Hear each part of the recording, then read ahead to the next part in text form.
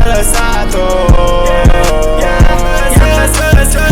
Să femeia și tu ai zis că ai furat-o. Chineză sau japoneză, te salut frate, arigato. Sună tare refrenul, îmi place tare cum sună. Piesa solorea, dar fitul cu band-ul e mai bună.